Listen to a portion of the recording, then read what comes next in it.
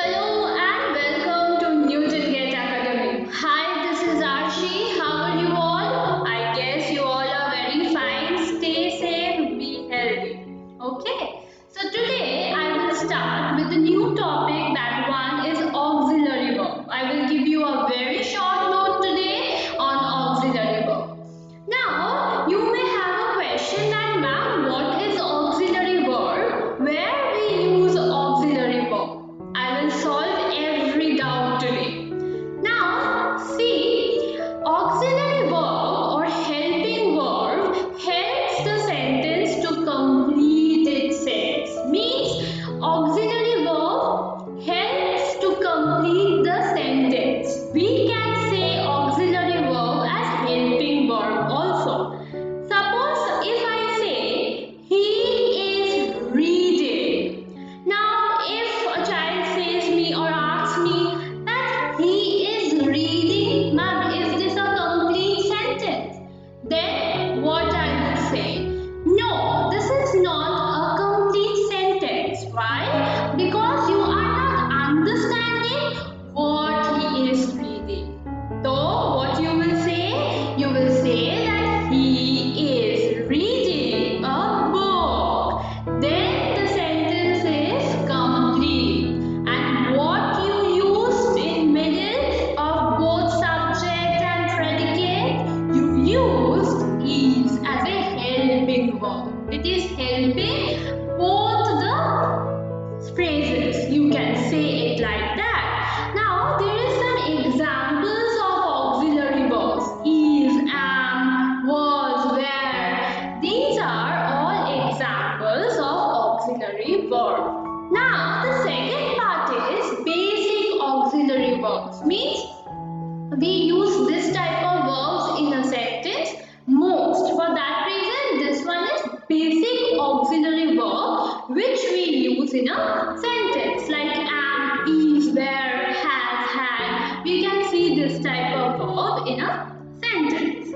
Now, the third part is examples of auxiliary verbs. Now, how you will say that? When you will write a sentence, definitely the sentence will be in future, past or present tense. Okay, like this only we write the sentence. So auxiliary verbs help to write the sentence in future, past or present also. Now auxiliary verbs also helps for identifying the sentence. Now how you will identify the sentence? Suppose in first example there are two parts. One is and are. Now here it is written, Mary is excited about her first day of school. And in second portion it is written, the dogs are playing in the backyard. So why I used is in first part, are in second part? Yes, I am telling you that. Is because Mary is a singular one. Okay. Now for that reason it will be is. And dogs, there are many dogs. For that reason I can't put is over there.